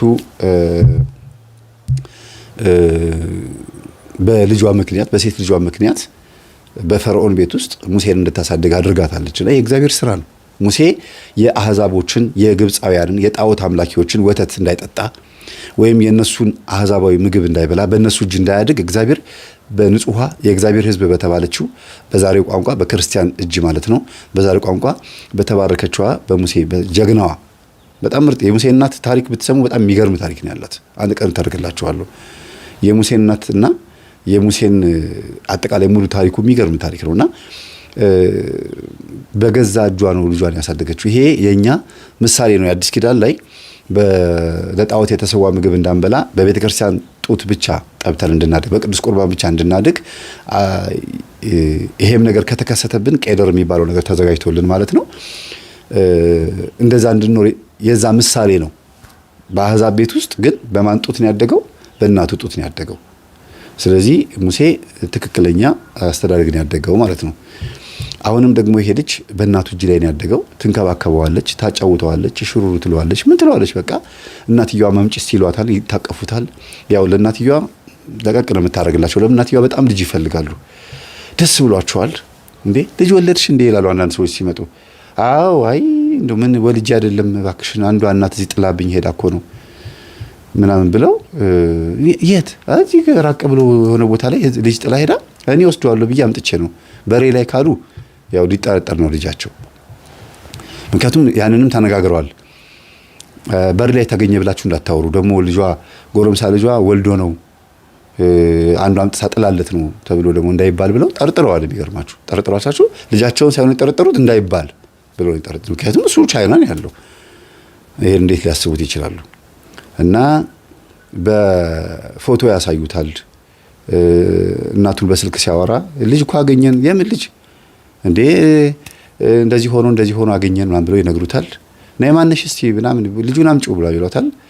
ልጃቸውን እያወሩ እንደሆነ ካወቀ ይደነግጣል ብላ እሷ ልጁን ሰታ ዞር ብላ ነው የምትሄደው። እና ከቻይና ከስንት ጊዜ በኋላ ይመለሳል። ይሄ ሁሉ ከተፈጠረ ከ4 ወር በኋላ ከ3 ወር ከምናምን በኋላ በሉት 4 ወር በሉት ዞሮ እና መጣ። ድንገት በሬ ከፈተችው ማናት? ይቺው ጓደኛው ናት። የቤት ሰራተኛ ሆና ሽርጥ አርጋ እንዴ ምንድነው ምን ታሪክ ያለሽ አላት። ዝም ብለህ ግባ። ምክንያቱም ከቻይና ድንገት ነው የመጣው። ወንድሜን እነግረዋለሁ ሲመጣ ነግሬው ልክ ወቅ በቃ የሆነው ነገር ተፈጥሯል ምናምን ብዬ እነግረዋለሁ ብላ ነግራታለች ለሷ። ለካ በስልክ ልትነግረው ሳይሆን ልመጣ ነው ብሎ እንደሚደውላት ስለምታውቅ ገና ከውጭ አግኝታው እነግረዋለሁ ብላ ነበር ያሰበችው። አሁን ግን አምልጦ ድንገት ነው ከች ያለው። ሻንጣው እንደያዘ ምንድነው ምን ታሪክ ያለሽ አላት። ዝም ብለህ ግባ። እህት አልነገረችህም? ምኑን ነው የምትነግረኝ? የቤታችሁ ሰራተኛ ሆኛለሁ፣ ጸጥ ብለህ ግባ አለችው። ለምንድን ነው እንደዚህ ያደረግሽው? በቃ ስትናፍቀኝ ምን ላድርግ? ከዛ በነገራችን ላይ እርግዝና የሚባለው ነገር ረስቶታል። ይሄ ያረገዝኩ በ5 ጊዜ ረስቶታል። ለምን እንኪ አስወጪው ብሎ ሰጥቷታል። ማስወጫ ያው ማስወረጃ ማለት ነው። ሰጥቷት በጣም አልቅሳ ገንዘቡን እዛው መንገድ ላይ በትና ነው ሄደችው። አልፈልግም አላስወርድም ብላ ወስና ማለት ነው። ስለዚህ አስወጥተዋለች ብሎ ነው የሚያስበው። የቤት ገባ፣ አየ ልጁን ምናምን፣ እናትየውንም ሰላም አለ። በጣም የሚገርም ነው አንቺ፣ የሚገርም ነው በቃ እማዬ፣ እኛ በቃ አግብተን አንወልድም ስንልሽ አንቺ በጎን ልጅ ከጉዲፈቻ መጣት ጀምር። ኧረ ጉዲፈቻ አይደለም ራሱ እግዚአብሔር አምጥቶ ሰጥቶኝ ነው። እናትየዋ ደግሞ ራሱ ሰጥቶኝ ነው። ቀስ እያሉ ልጁን ይዘው ወጥተው ፀሐይ ላይ ቁጭ እያሉ ና እስቲ እዚህ ሁን እያሉት፣ ከዛ እሳቸው ልጁን ይዘው መጥተው ፀሐይ ላይ ሲቀመጡ እሱ ቆይ መጣው ማዘር ሻወር ልውሰድ ልብሴ ልቀይር እያለ ውስጥ ሆኖ ከልጅቷ ጋር ይጨቃጨቃል። በዚህ ሳምንት ውስጥ በዚህ 2-3 ቀን ውስጥ ከዚህ ቤት ካልወጣሽ በእውነት እጎዳሻለሁ፣ በጣም ነው የምጎዳሽ፣ በጣም ነው የምጣላሽ አላት። አላደርገው እረፍ ስነ ስርዓት አድርጋለችው። ከዛ ተናዶ በቃ እናትየውን እየመጣ እንትን ይላል። መጥቷል መምህር ብላ ነገረችኝ። መጣ እና ምን አለ? ኧረ አልነገረችውም እነግረዋለሁ ብላ ነበር። በቃ ችግር የለውም እኔ ያገኘዋለሁ። ደወልኩለት። ሰላም ነው አልኩት። እግዚአብሔር ይመስገን ፈልጌህ ነበረ፣ ያው ሙያውን ስለተነገረኝ እንዲህ ነው ፈልጌ ነበረ ስለ ጊዜ። እሺ ገና መግባቴ ስለሆነ ከውጭ ሀገር 1 ሳምንት ወይ ምናምን ታገሰኝ አለኝ። አይ በዚህ 3 ቀን ውስጥ ባገኘ ደስ ይለኛል። ስለዚህ እሺ ችግር የለውም አለኝ። ምክንያቱም በራቀ ቁጥር ልጅቷ እንዳያባራት ፈርቼ ነው ነግራኛለች። ከዛ እህቷ ጋር ደወልኩኝ፣ ባለ ታሪካችን ጋር ደወልኩኝና አረ ወንድምሽ መጥቷል አልኳት። መጥቶ ቤት ገብቷል፣ ከቤት ትወጫታለሽ እያላት ነው፣ አስወጣሻለሁ ብሎ እየተጣላት ነው አልኳት። ደንግጣ ወደ ቤት ሄደች። ወንድሜ መጥቷል፣ አንተ አትደውልም እንዴ ምናምን። ለምን ነው የምደውለው? ድንገት መምጣት አልችልም፣ መብቴ እኮ ነው አለ። ከዛ ተንቀጠቀጠች። ምን ሆነሻል ደግሞ? ልክ አይደለሽም፣ ደንግጠሽ የመጣሽው ከየት የመጣሽው አላት። አይ ምንም አልሆንኩም፣ ዝም ብዬ ነው በቃ ደብሮ የነበረ መምጣትን ስሰማ ነው ደስ ብሎኝ ነው የመጣሁት። ደብሮኛል፣ ቤት ውስጥ ብቻዬን ነበርኩ። ምን ብቻሽን ትሆኛለሽ አላት። ደንግጧል እንግዲህ ያው ካፉ አምልጦት ነው አለችና ዝም አለች። እንዴ ምን ብቻዋን ትሆናለች? ይሄ ሁሉ ይሄ ልጅ አለ፣ ከሰራተኛዋም ጋር በጣም ተግባብተዋል፣ አብረው የሚጸልዩት፣ አብረው የሚሰግዱት። ጸሎት የኔ እህት ነች የምትጸልየው አለና ሳቀ። ከት ብሎ ሳቀ፣ እግሩን አንስቶ ሳቀ። ገባ፣ ወጣ፣ ሄደ። ሻይ ልጠጣ ብሎ ወጣ። ተከትለው ወጣችና አንድ አፍ እንዳትከፍት ነግሬሃለሁ፣ በቃ ስነ ስርዓት አድርግ። እቤት መታ የቤት ሰራተኛ ሆናለች። ለምን የቤት ሰራተኛ የሆነችው? አንደኛ በገንዘብ ስለተቸገሩ ደና ገንዘብ ከፍላታለሁ። እኔ ቤት መታ ከኔ ጋር ጓደኛዬ ትሆናለች። ጥሩ መንፈሳዊ ጥሩ ልጅ ስለሆነች የቤት ክርስቲያን ልጅ ስለሆነች እኔን ጸባዬን ታስተካክለኛለች። ታውቃለህ ባህሪዬን፣ ጸባዬን ታውቀኛለህ። ያንን ባህሪዬን እየገራችኝ ነው። ደግሞ ጓደኛ ሁሉ ይዣለሁ። አንቺ ልጅ ወንድ ጓደኛ የምትይዥው ምናምን ብሎ ቀለደባት። አዎ ያንተ ጓደኛ የነበረችው የኔ ጓደኛ ባህሪዬን እየገራችው ስለሆነ እንኳን እኔ ገና አንተን ትገራለች። ታያታለህ እያንዳንዱ ባህሪዋን አለችው። እኔ አሁን እቺ ልጅ እዚህ ቤት ውስጥ ማየት አልፈልግም፣ ከዚህ ቤት ታስወጭልኛለሽ ምናምን አላት። በፍጹም አይሆንም፣ ያረከውን ሁሉ ሰምቻለሁ። በጣም የሚያሳዝን ነገር ነው ያደረከው፣ በጣም ነው ማዝነው አለችው። እና በመካከል እኔ ላገኘው እንደምፈልግ ለሷ ቴክስት አድርጌላት እያየችው ነበር። ከሱ ጋር ሆና ነው ለካ። ከዛ ላገኝ እፈልጋለሁ ብዬ ወንድምሽን ነግሬዋለሁ፣ ከነገ ወዲያ አገኘዋለሁ እና ምን ልበለው ስላት አሁን አብረን ነን ስትልኝ ነው በስራ ምክንያት ነው የማገኘው እና አንድ ጓደኛዬ ላስተዋውቅህ ብለሽ አንቺ ታስተዋውቂኛለሽ መምህር ተስፋዬ ብለሽ ወይስ እኔ ራሴ በስራ ላገኘው ስላት ነው ቀጥታ ካንተ ጋር ባገናኘው ነው የሚሻለኝ፣ ስራው ይቅርብህ አለች። እሺ አልኳት። ከዛ በሁለተኛ ቀን ተገናኘን። እንደ ነገ ነበር የማገኘው፣ እንደ ዛሬ እናገኘው ተባባልና ሰላም ተባባልን፣ ተዋወቅን። በማግስቱ እንደገና መገናኘት ግዴታ ስለነበረብን በማግስቱ ደግሞ እንደገና ተገናኘን፣ አወራን። ያው ማውራት ያለብኝን ምክር ምናምን አንዳንድ ነገሮች ምናምን ነገርኩት። እቺ የምትሰራውን ስራ እኮ አታውቅም አለኝ። የገዛ ጓደኛዬን ፍቅረኛዬን እኮ ነው ቤት አምጥታ የቤት ሰራተኛ ያደረገቻት። ይሄ በጣም አያሳፍርም? እንዴት ነው ታዲያ እንደዚህ አይነት ሴቶችን አሁን እየጸለዩ ከነሱ ጋር ህብረት መፈጥረው? ምን አደረጉ ታዲያ? ምን ችግር አለው? ጓደኛህ ነበረች እንዴ? እኔ እኮ ህሊና ይጎዳል እኮ። የኔ የነበረች ልጅ አልፈልግሽም ብያት፣ አዎ በእርግጥ አርገዝኩ ስትለኝ ጊዜ አልፈልግሽም ብያት ነበረ፣ ግን አልወድሽም አላልኳትም። ግን የቤት መታ እጄን ስታስታጥብ፣ የቤት ሰራተኛ ስትሆን፣ ሽንት ቤት ስትወለውል ሳይን ለኔ ጥሩ ስሜት አይሰማኝም። በዛ ላይ በኑሮ በጣም ዝቅተኛ ኑሮ ስለምትኖር ጥሩ ስሜት አይሰማኝም። ይሄ ነው ችግርህ? አዎ። እሷ ምንም አልተሰማትም። ተወው በቃ አልኩት። በቃ እኔ አሁን ጨንቆኛል፣ አንድ የሆነ ሰው ልደውል ብሎኛል፣ ስራ ምናምን የሚያሰራኝ ሰው አለ ምናምን አለና ሲደውል ስልኬ ጮኸ። ምክንያቱም ተቀጣጥረናል እና ደውልልኝ ወይም እደውላለሁ ነው የተባባልነው። ሲደውል ስልኬ እንዴ አንተ ነበርክ እንዴ የደወልከው አለኝ። አዎ በቃ እኔ ነበርኩኝ፣ በዘዴ ላገኘህ ብዬ ነው። እህትህ አንተ እንድትለወጥ ፈልጋ ነው ስለ ጊዜ በዘዴ ልታገኙኝ እቺን ሲስተምማ በቃ ስለዚህ አንተ እዚህ ሰራተኛዋ እዚህ ቤት እንድትመጣ ሲስተም ውስጥ አለህበት አለኝ። የለሁበትም፣ ግን ቢኖርበት ምን ችግር አለው? ምንድነው ይሄን ያክል አንተ የገባህ የከተማ ልጅ አይደለ እንዴ? ያንተ ህይወት እንዲለወጥ ጥሩ ልጅ እንድትሆን ከሱስ እንድትጸዳ ወይም ደግሞ አንዳንድ ከምታረጋቸው መጥፎ ነገሮች እንድትስተካከል እንጂ ሌላ ነገር ምን አደረገች? እና እንስገድ ነው ያለች፣ እንጸልይ፣ እግዚአብሔር ቤት እንሂድ ነው ያለች። ምን ሌላ ምን ተባልክ? ይልቁንስ ዓለም ሲኒማ 6 ሰዓት ከሌሊቱ 6 ሰዓት የሚል ፊልም ወጥቷል። እሱን ፊልም ማየት ስለምፈልግ አብረን እንሂድ አልኳቸው። ፊልም ታያለህ እንዴ አለኝ። አዎ አልኩት። ምን ችግር አለው ስለ አይ የቤተክርስቲያን አገልጋይ ነኝ። ታዲያ ቤተክርስቲያን አገልጋይ ፊልም የሚያለ ማን ነው? በሉ ተነሱ እንሂድ አልኳቸው። እኔ ልጁ ፊልም እንደሚወድ ስለተነገረኝ ነው። ከዛ ከሌሊቱ 6 ሰዓት ነው 6 ሰዓት ከሌሊቱ የሚል ፊልም ነበረ።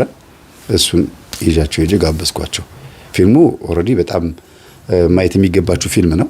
እኔ ራሴ ገጠመኝ እያዳመጡ እንደሰሩት እንደጻፉት ስክሪፕቱን 100% እርግጠኛ ነኝ።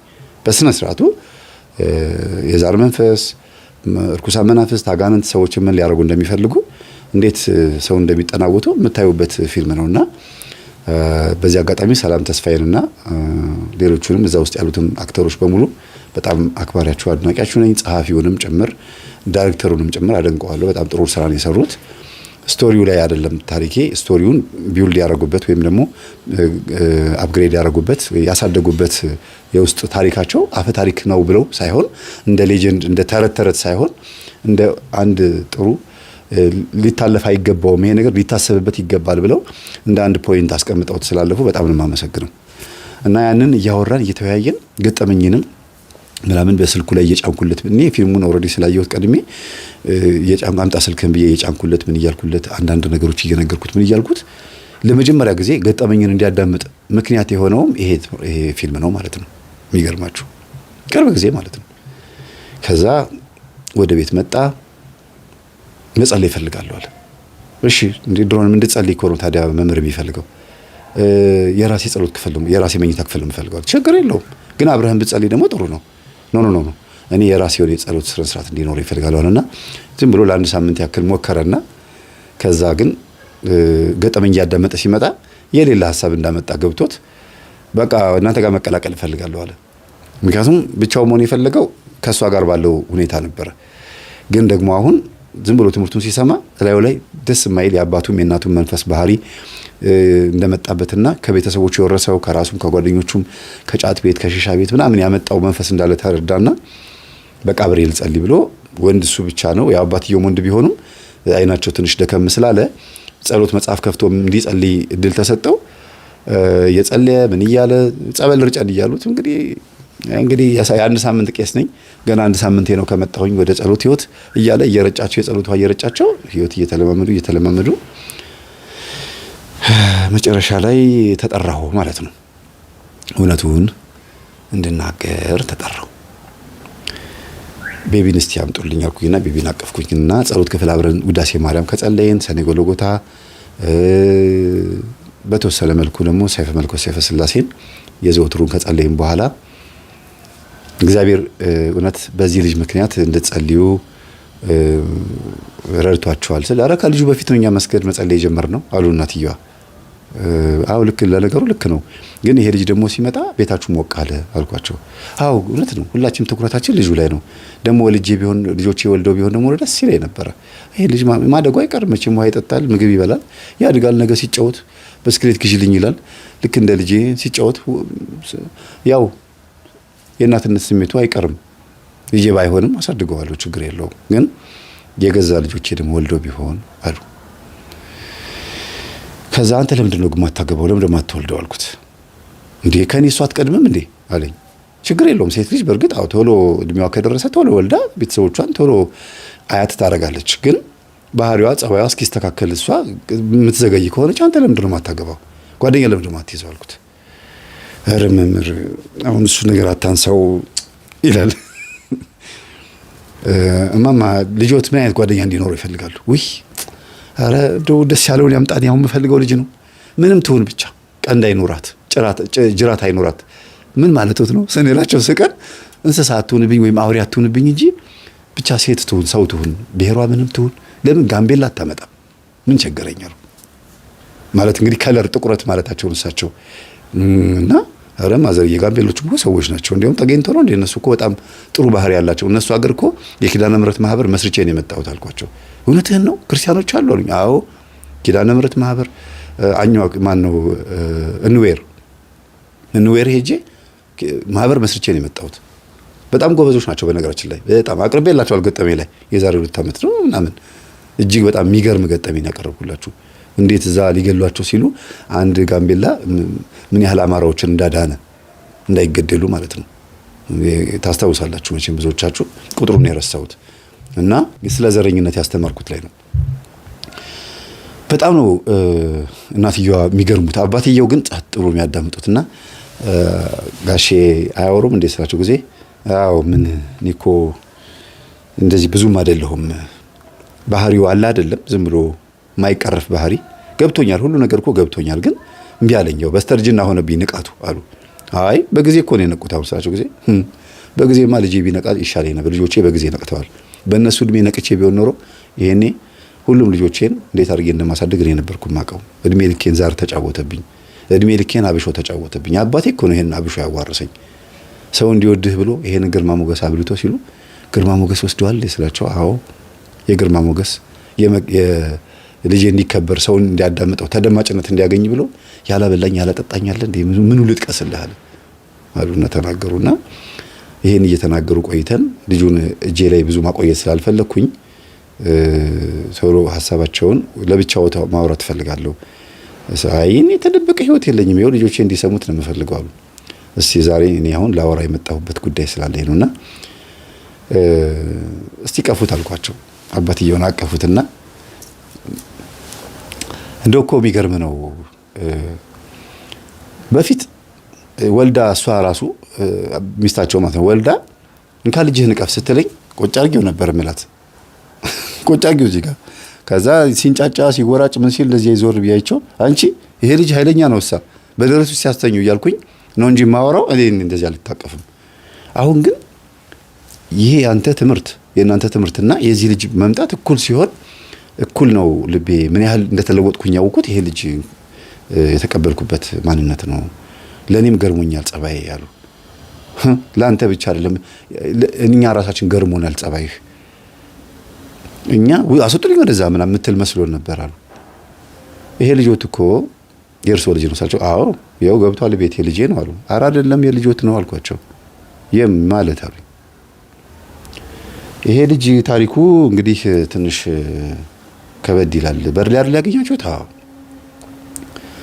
እንግዲህ በር ላይ የተገኘው በጥበብና በዘዴ ነው ተነጋግረንበት ነው እንጂ የልጁ እናት እሷ ነች፣ የልጁ አባት ደግሞ ልጆት ነው አልኳቸው። እንዴ አለና ፍንጥር ብሎ ተነስቶ መምህር ምን እያልክ ነው ምናምን አለ። እኔ ላንተ ቀጥታ ብነግርህ ገና ባህሪህ ገና በደንብ የተለወጠ ስለሆነ አትረዳኝም። አባትህ ግን መንፈሱን ዋናውን መንፈስ የተሸከሙ እሳቸው ስለሆኑ እሳቸው ናቸው ይሄን ነገር አምነው መቀበል ያለ። እናትህ ይቀበላሉ፣ አንተም ትቀበላታለህ። አባት ነህ በግድ ትቀበላታለህ። አባትህ ግን እንዴት ሊሆን ይችላል ብሎ እንዳይቆጡ ቀድሜ መናገር ያለብኝ ያንን ነው ብዬ እንቅጩን ተናገርኩኝ። ኧረ ልጄ የድሮ ባህሪ የለብኝም ይሁን ያርገው። እንዴት ሊሆን ቻለ ግን? ጓደኛው ነበረች ፍርጥ አደረኩት። ከዛ ተነስቶ ተናዶ ሊወጣ ነበር። ኖ ተመለስ አሉት አባትየው። አባትየው ደግሞ ኖ ካሉ ወይም ደግሞ የሆነ ነገር ባህሪያቸው ለካ ያውቃል መሰለኝ የሆነ ነገር ሲጉዜ ምልስ አለና ሄደና ቁጭ አለ። ስነ ስርዓት አድርግ ሆነ ዝም ብለህ ስማ አሉት። እኛም ፈራን ንግግራቸው። እንዴ ብዬ ልቀጥል አባቴ ልቀጥል ስላቸው ጊዜ ቀጥል ልጅ ያለ ጓደኛዋ ነበረ። እሷ ማለት የትምህርት ቤት ጓደኛዋ ነች። ይኸው ፎቶአቸው አብረው ነው ክላስ ውስጥ የሚማሩት። ወይ ጉድ ይላሉ እናትየው። እንዲህ ነው እንዴ ዘዴው አሉ። አንቺ ታዲያ የቤት ሰራተኛ እኮ ነው የምትመስዪው፣ ሁሉ ሙያሽ ሁሉ ነገርሽ። አዎ ማዘርዬ፣ እሱ በሙያ እንኳን አልታማም። ሃይማኖትሽስ፣ መልክሽስ፣ እንደው ልጁስ እውነት የኔ ልጅ ነው አሉ። አዎ አንተ እንዴት ነው አስወርጅ የምትላት? እንግዲህ ታሪኩን ተናገሬ ከጨረስኩ በኋላ ነው። ምክንያቱም ለእናንተ ሰዓቱን ማስረዘም እንዳይሆንብኝ ነው። እንዴት ይሄን መሰለ ልጅ እንዴ? እኔ ልጁን አይቼዋለሁ እንዴ? ሆድ ውስጥ እኮ ነው የነበረው ልጁ ነው። ከዛ ወደ ሳቃችን መጣ። እናትየው የሚጠይቁት ጥያቄና ልጁ የመለሰው መልስ በሳቅ ነው የገደለን። ከዛ በኋላ እቺ ባለ ታሪካችን ልጅቷ ተንቀጥቅጣ ነበር መሀል ላይ። አባዬ ተቀበልክ? እኛ ሁላችንም ትኩረት ያደረግነው ማለት ነው አባትየው ላይ ነው። ምክንያቱም እቃ ብድግ አድርጎ ይማታሉ የሚባል ወሬ ሰምቻለሁ። እና ምን አረኩ መሰላችሁ? አጠገቤ የእንትን ምንድነው እንጨት አለ። እሱን እንደዚህ አስቀምጨዋለሁ። ድንገት እንኳን ከሰነዘሩ እንደዚህ ለመመከት እንዲመቸኝ ማለት ነው። እንደዚህ ስል እንጨቱ ላይ እንዲያርፍ የመቱኝ ማለት ነው። እንደ ድሮማ አልመታም፣ አሁንማ መዘጋጀት አለብኝ ብዬ ድንገት ከሰነዘሩ እንደዚህ ብዬ ለመመከት ነበር የፈለኩትና አጠገባቸው ነው ደግሞ ያለሁት። እዚች ጋር ነው ያሉት እሳቸው። አባዬ ተቀበልክ? እንዴት ነው የማልቀበለው? የልጅ ልጅ እኮ ነው። አንተ አመዳ እንዴት ነው እንደዚህ የምትለው ምናምን አሉት ልጁን። እንደ አባዬ እኔ እኮ በቃ እንደ ማንኛውም ወጣት እኮ እንደ የተሰማኝና የተናገርኩት ምናምን አለ። ከዛ በኋላ ግን ብርድ ካለ በኋላ መምህር የኔ ልጅ ነው አለ። ጠይቃት አልኩት። አንቺ የኔ ልጅ ነው አላት። አንቺ አትበላት፣ ስነ ስርዓት አድርግ። እናትየው ደግሞ ስሟን ጥራት። ከዛ ስሟን ጠርቶ የኔ ልጅ ነው አላት። የኔ ልጅ ነው የሚለውን ነገር እንዲያስተካክል 3-4 ያስተካከሉት። ከዛ አጎንብሳ ማልቀስ ጀመረች። የተቀበለችውን መከራ ያየችውን የተሳቀቀችውን፣ በተለይ ምንም አልጎደለባትም። በርግጥ ግን መሳቀቀን ራሱ እኮ በጣም ስቃይ ነው ታውቃላችሁ አይደል? ካሁን እንኳን ምን ይፈጠር ይሆን ብሎ በማሰብ ጸሎት ክፍሉ ደግሞ ሰፋ ያለ ስለነበረ ልጁ መሀል ላይ ይጮታል ምንጣፍ ላይ። እዚህ ጋር የእመቤታችን ስዕል አለ። ቤቱ በስዕል ሙልት ተብሏል። እጣን አለ። ከዛ መስኮቱን ክፈቱት። ሙቀታችን ጨመረ። ከዛ በኋላ ልጁን ብድግ አድርጎ አነሳና አቀፈው። በቃ ሆኗል፣ ተወልዷል። በቃ ይሄ የኔ ልጅ ነው አለ። አዎ ያንተ ልጅ ነው፣ ተቀበል። እንዲቀበልስ እንደ ግዴታዬ ነው። ከዛ ለስለስ ማለት ጀመረ። ደነገጠ። በቃ እሺ ይቅርታ አድርጊልኝ ብሎ በርከክ ብሎ ይኸው እመቤቴን በቃ ይቅርታ አድርጊልኝ አላት። እኔ ይቅርታ አድርጌልሃለሁ፣ ችግር የለውም። እኔ ግን ሁኔታህን አዝማሚያህን አይቼ እዚህም ባህሪህ የማይለወጥ የማትስተካከል እኔንም ሁሉ ነገር ማትቀበል ቢሆን ኖሮ በቃ ልጁ እዚህ ቤት እናትህ ተቀብለዋል፣ እኔ ወጥቼ በዛው አታገኘኝም፣ በቃ ጠፋ ነበረ ብላ ነበር ያሰበችው። እና ቅዱስ ቁርባን ተቀብላለች። አሁንም ንስሐ ገብተህ በግልህ ቅዱስ ቁርባን መቀበል ትችላለህ። በግልህ ለትዳር አይደለም ሚስት ስለሆነች ወይም ደግሞ ጮኛ ስለሆነች አይደለም። በግልህ ንስሐ ግባና ቅዱስ ቁርባን ተቀበል አልኩት። እግዚአብሔር ስም የተመሰገነ ይሁን። ከፊታችን እንግዲህ ባሉት የትንሳኤ ወይም የዳግማዊ ትንሳኤ ጊዜ ላይ ቅዱስ ይቀበላል ማለት ነው። በጸሎት ክፍል ውስጥ ተጠናቀቀ። ብዙ ጊዜ እኔ ብዙ ገጠመኞችን የማጠናቀቀው የሚያንጠለጥል ጉዳይ ከሆነ ጸሎት ክፍል ውስጥ ነው የምጨርሰው። ምክንያቱም እግዚአብሔር ስራ እንዲሰራልኝ እቅድም ሳቅድ ፕላንም ሳደርግ አውትላይንም ምንም ነገር ሳደርግ ጸሎት ክፍል ውስጥ ሆኜ ነው የምሰራው፣ ይሳካልኛል። ምክንያቱም ሰይጣን እዛ ቦታ ላይ ምንም ነገር ማድረግ ስለማይችል እዛ የታቀደ እዛ የተጠነሰሰ ማንኛውም ነገር ወጣችሁ እንኳን ስትሄዱ በእግዚአብሔር እጅ ውስጥና በመላእክት እጅ ውስጥ ስለሆነ ድል ያደርጋል፣ ግብ ይመታል። ወይም ደግሞ ሄዶ አት ዘ ፖይንት ቦታው ላይ ነው የምታገኙት። እና ከሁሉ ግን በጣም የተደሰተችው ባለ ታሪካችን ናት ልጅቷ። ባህሪ እኔም ቃል ገባለሁ ባህሪን ቀይሬ ተለውጬ ጓደኛ ይዤ ምናምን ስትል ጊዜ እስቲ ይሁን አምጪውና መጀመሪያ እኛንን ስላንቺ ምን ነገረው አሉ አባትየው። ይምጣና ልጄ እንዲህ ነው ባህሪዋ፣ እንዲህ ነው ጸባይዋ፣ ቻላት እንግዲህ አዝልሃት እንደምትዞር አድርገን ማሰብ ያለብን ብለን እንነግረዋለን እንጂ አንቺ ተስተካከያለሽ ብዬ አላስብም አሉ አባትየው። አይ ልጄ እንኳን ተስተካከላለች፣ ምክንያቱም የሆነ የገባት ነገር አለ፣ እየሰገደች ነው። አይነ ጥሏ ሲገፈፍላት ጥሩ ሴት ነው የምትሆነው። ቀሚስ ለብሳ እንኳን አይቻት አላውቅም ነበር፣ ይኸውም ቀሚስ ለባሽ ሆናለች ይላሉ እናትየው። መጽሐፍ ቅዱስ ከፍቼ አስተማርኳቸው። ስለ ድንግልና ክብር ሳስተምር ሁለቱም አለቀሱ። ለምንድን ነው ስለ ድንግልና ክብር ያስተማርኩት? እናትየዋ በጣም ስለ ድንግልና ያላቸው አመለካከት እጅግ በጣም ደስ ይላል። ሴት ልጅ ድንግልና መጠበቅ አለባት፣ ሴት ልጅ እንደዚህ መሆን ያለባት ምናምን ብለው የሚያስቡ እናት ናቸውና አስተምሬ ሲጨርስ ምን እዚህ ቤት ውስጥ ድንግል አለ ብለህ ነው ልጅ የምታስተምረው አሉኝ። እንዲያው አንድ በጣም የተከበረች ልጅ አለች አልኳቸው። ማን ናት እሷ? ልጅ ወት ናታ። ድንግል እኮ ናት። ወንድ እኮ መች ተጠግቷት ያውቃል? አይነ ጥላ ወንዶችን ቢያባረርባትም በተዘዋዋሪ መንገድ ግን ያው ወንድ ተጠግቷት አያውቅም አልኳቸው። እና በእርግጥ ድንግል መሆኗን ታውቃለች፣ ግን አስተውለው አታውቅምና እግዚአብሔር ይሆን እንዴ ምናልባት አይነ ጥላውን እኔ ላይ ዘበኛ አድርጎ የቀጠረው ድንግልና እንዳይሄድ ብላ ስትል ጊዜ እናትየው በሳቅ ነው የሞቱት። የድንግልናን ትምህርት ካስተማርኩ በኋላ ግን ገብቷቸው እና ልጄ ድንግል ነሽ አሏት። አዎ ማየ እንዴ እኔ ወንድ ነክቶኝ አያውቅም እኮ ያው ወንዶችን እያሸሸው እያራኩ አይደል ያስቸገርኳቸው። ታዲያ እኔ እኮ አይ እንደው ለስሜትሽ ለፍላጎትሽ ብለሽ እኮ ድንግል እንደው አስረክበሽ እንዳይሆን። ኧረ ማዘርዬ እኔ ንጹህ ነኝ እውነት። አዎ ግንባሯን ሳሟትና በተክሊል ልታገቢ ነው የምፈልገው አሏት። ከዛ ግን ማየ ድንግል መሆኔን ስትሰሚና ስለ ድንግልና መምህር ሲያስተምር ቀለል አድርገሽ ነው ለድንግልና ያለሽ አመለካከት እኮ በጣም ከፍተኛ ነበረ። እኔ እኮ ነኝ የነገርኩት ስላንቺ ብላ ትላለች። አዎ በጣም ስሜቴ በተጎዳበት ተስፋ በቆረጥኩበት ሰዓት ስለሆነ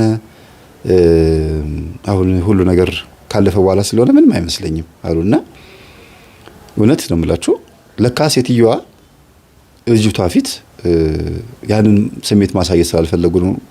ሁሉም ሰው ከወጣ በኋላ ስቅስቅ ብሎ ነው ያለቀሱት። አንደኛ የእሳቸው ድንግልናቸው እያለ በተክሊል ማግባት እየፈለጉ ነው ያለ ተክሊል ያገቡት ባላቸውን። ያንን ፍላጎታቸውን ደግሞ ልጃቸው ላይ መስራት ይፈልጉ ነበረ። ወንዱ ያው ድንግልናውን ሳይጠብቅ በመሀል ችግር ተፈጥሯል። ደግሞ ዱርዬም ስለነበረ ከዚችኛዋ ልጅ በፊት ብዙ ህይወት አለው። ሴቷ ግን ድንግል ነች ብሎ አስበው አያውቁም ነበረ። ብጠይቃት ለምን ጠየቅሽኝ ትለኝ ይሆን ልጄ ድንግልናሽን አስረከብሽ እንዴ ብዬ ብጠይቃት ለምን ጠየቅሽኝ ትለኝ ይሆን እያሉ ይጨነቁ ነበረ በየጊዜው። ሳይጠይቋት ይኸው ስንት ጊዜ ሄዷል። እና ድንግል መሆኗን ሲሰሙ ሰውነታቸው በጣም ነው በቃ የተጨነቀው። በቃ እንዴት ይሄ ሊሆን ቻለ? በጣም ነው የሚገርመው። አያቴም እንደዚሁ ድንግል ሆና ወንዶችን ስታሸሽ፣ ወንዶችን ስታባረር፣ ወንዶችን ስታርቅ ቆይታ የሞተችው። እንደገናም ደግሞ እኔም ድንግልናዬን ጠብቄ በተክሊል አገባለሁ ስል በመሀል ይሄ ሰውዬ መጥቶ በመስተፋቅር አገባኝ። በመስተፋቅር ነው ያገቧቸው እና ያለው ቤተክርስቲያን ጋብቻ ድንግልና የፈረሰ በሰይጣን ስለሆነ ሰይጣኑ ፈቀደ ድንግልና እንዲወሰድ። አይነ ጥላው ከአያት የመጣው አይነ ጥላ አሁንም ልጄ ላይ ተቀምጦ መሆኑን ያወኩት አሁን ነው አሉ። አዎ አያታቸው በድንግልና እስከ 40 ዓመት ድረስ ቆይተው ነው 40 ዓመት ላይ ሴት አያታቸው ማለት ነው 40 ዓመት ላይ በስንት ሰቀቀን ልጅ ወልደው እኚህ እናት የተወለዱት እኚህ የሚያወሩት እናት ማለት ነው የልጆቹ እናት። እንደገና ደግሞ አሁንም ያ ወንዶችን ሲያሸሽ የነበረው መንፈስ እኔም ላይ ደግሞ አርፎ እንዲሁ ሲያሰቃየኝ ቆይቶ መጨረሻ ላይ እኔም ይሄ ሰውዬ ነው እንደዚህ ያገባኝ። አሁን ደግሞ ልጅም ደግሞ ወንዶች እንዳይቀርቧት የሚያደርገው መንፈስ ከዛ ከአያት የመጣው አለ እና ፈርቻለሁ። የደነገጡት ለዛ ነው። ከንጽህናና ከድንግልናዋ መኖሩ ይልቅ ደስተኛ ከመሆናቸው ይልቅ ያ መንፈስ ልጃቸው ላይ ተቀምጦ አሁንም እንደዛ አድርጎ ያስረጃት ይሆን ወይ ጓደኛ እንዳትይዝ አሁንም ይከላከልባት ይሆን ወይ ብለው አስበው ነው የተጨነቁት እና አለቀሱ። ማዘር ምን ሆኖ ነው ስላቸው ጊዜ እንደው ልጄ እባክህን ጓደኛ ሲይዝልኝ ቶሎ ታግባች ልጅ ለካ ወድ አይደለም። አሁን አያቴ ትዝ አለችኝ። አሁን እኔ የኔ ህይወት ትዝ አለኝ። ወንዶችን የሚያሸሸው መንፈስ ከኛ ነው የመጣባት። ከአባቷ ብቻ አይደለም፣ ከአባቷ ባህሪ ነው የወረሰችው።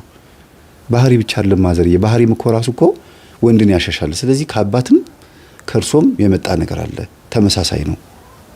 የእርሶ ባለቤት በስተርጅና ለእርሶን ያገባውት። አዎ ስለዚህ እሷም እንደዛው ይሄም ማንፈስ አለ ስላቸው ጊዜ ከአባትና ከእናት ወርሳለች። ወይኔ ኧረ ልጄ እንደው ቶሎ እንድታገባ እንደው ባክን አሉ።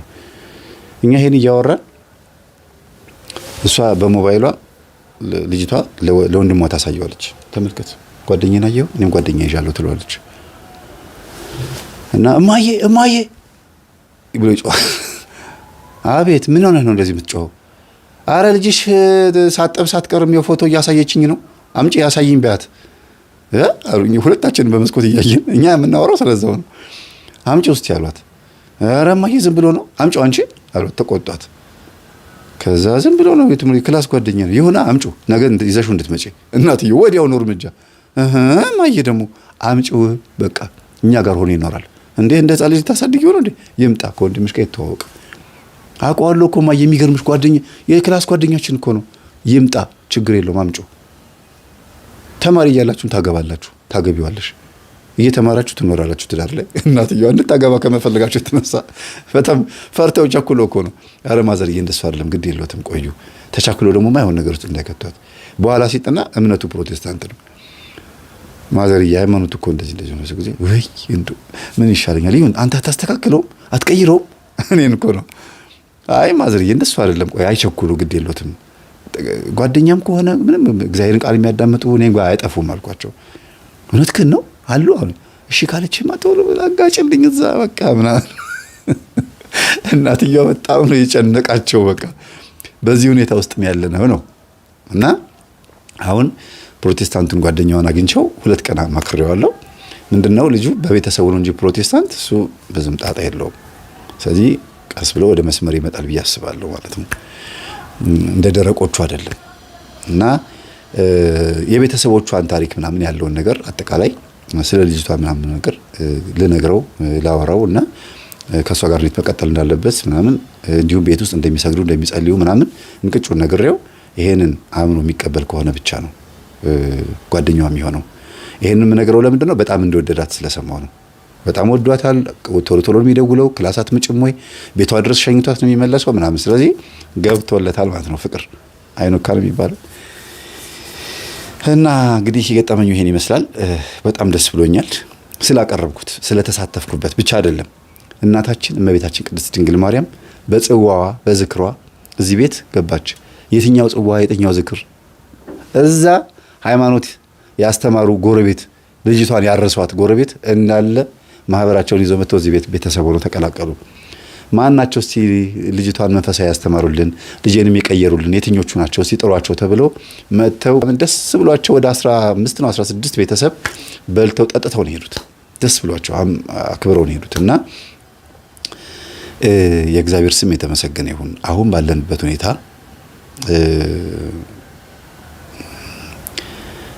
እኔ እንዲህ አይነት ገጠመኞችን ብታመጡና ብተርክ ደስ ይለኛል እኔ ደስ እንዲለኝ ብቻ አይደለም ህዝብ እንዲማር ብቻ አይደለም እንዲለወጥም ጭምር ነው ብዙ ወሬ አላበዛባችሁም ከታሪኩ ብቻ እግዚአብሔርን ቸርነት የድንግል ማርያምን አማላጅነት ትማራላችሁ ግን ልጅን መንገድ ላይ መጣል ጥሩ አይደለም ወይ በዘዴ እንደዚህ እንዳደረግ ነው እንዲያነሱት አድርጎ መጣል ነው እንጂ እንደዚህ አይነት ልጅን ጥሎ መሄድ በጣም ነውር ነው ለዘመድ እጅ ቤት አልጋ ላይ አስቀምጦ መሄድ ይሻላል እየተሰደበም ይደግ ዲቃላ እየተባለም ይደግ ግን መንገድ ላይ ጥሩ አይደለም እና ተጥለህ የተገኘ የሚባል ነገር እንዳይመጣ ለሞራሉም ጥሩ ስላልሆነ ነው ተጥለው የተገኙ የተባሉ አገር መሪ የሆኑ ፕሬዝዳንት የሆኑ ሰዎችን አቃለው ለትልቅ ስልጣን ይበቁ ለባለ ሀብትነት ይበቁ ለትልቅ ስራ አስኪያጅነት ለኮሌጅ ዲንነት ይበቁ ተምረው ማለት ነው ግን ተጥለው የተገኙ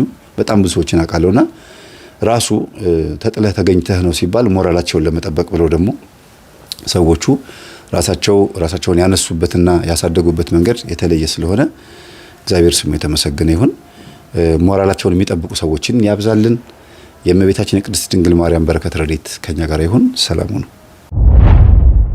ላብናደ እስኪያልበ ተከዘልን በጊዜ ሲማኔ በጨለማ ላብናደ እስኪያልበ ተከዘልን በጊዜ ሲማኔ በጨለማ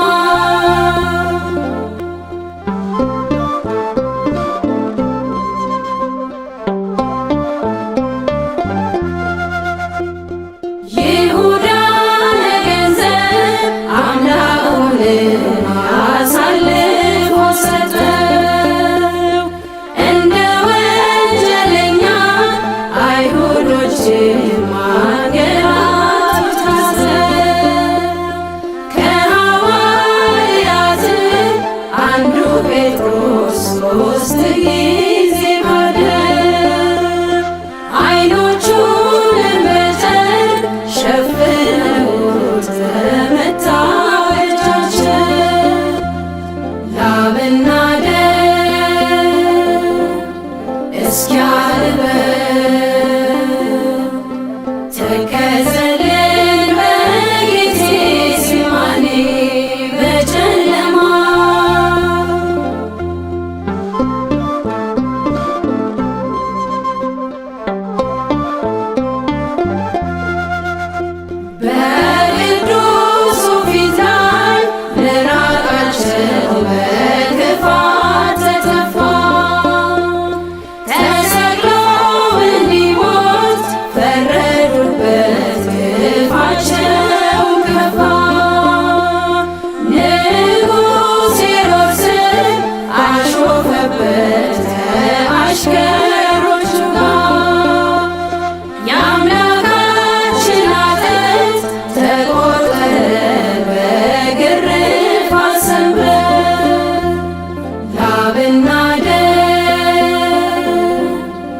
you.